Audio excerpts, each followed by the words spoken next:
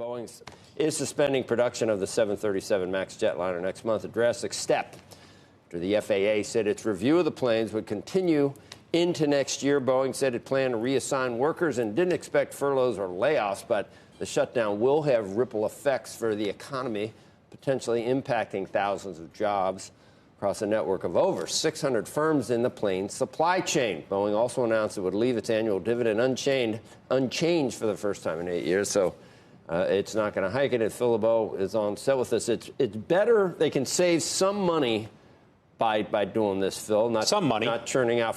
I can't believe you could build 40 of those things in a month, which just tells you the size of their manufacturing facilities. Absolutely. It's just it's massive. That's what it really is. It's not de minimis. It's effect on the U.S. economy. It's massive effect on. How do they save money if nobody's getting furloughed and nobody's getting put out? Well, you've certainly got a lot of costs that are not going into. You're not building aircraft, so. But there's still a lot of cash costs. burn. I was just reading J.P. Morgan's out with an estimate today that their cash burn was previously they estimated about $2 billion a month. They're estimating it might go down to a little over $1 billion a month. Wow. So it'll be cut down dramatically, but there's still going to be even if they help some of their suppliers, because I've heard that they would offer some assistance to some of their suppliers. They've got hundreds. Well, that's of part of the problem. How much it. assistance do they offer? Right. The concern for Boeing is that you have a supply chain that if they have to go through layoffs.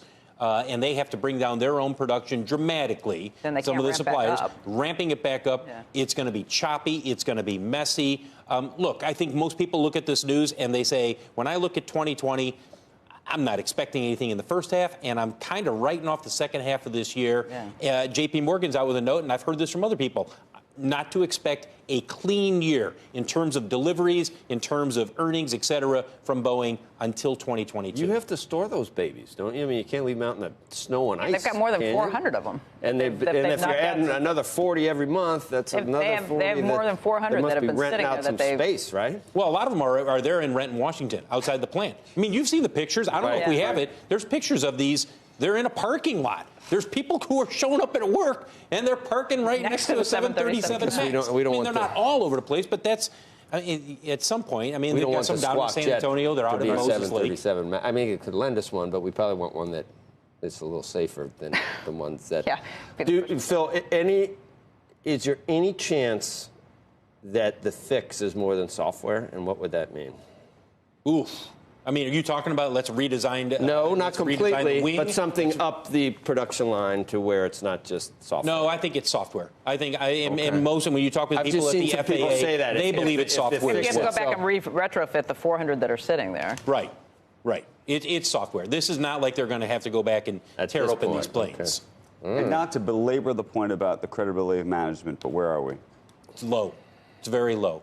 It's low because what they have made the mistake of doing is make assumptions repeatedly going back, and we were talking about this before the show. Yeah. The assumptions that they made in terms of when we redesigned the 737, this is what it's going to do, this is how it will operate, this is how pilots will react. Well, those assumptions were wrong. Then there were assumptions about how long it would take to fix it. Right. Those assumptions were wrong. Then there were assumptions about dealing with the FAA. Way off. Right. Way off. I mean, they misplayed the FAA horribly earlier this year. So all of those factors come together in terms of management's credibility being very low right now. When you say misplaying the FAA, they thought it was going to be business as usual. We'll kind of do these things and then tell the FAA where it's going along. There's a new sheriff in town, the new administrator from the FAA. And the die was cast the day of the second, or a couple of days after the accident, when the FAA stuck with them. Mm-hmm. Remember this? The rest of the world was saying, shut it down. Right. The plane is not safe. And the FAA said, nope. But the data that we have, the data we're getting from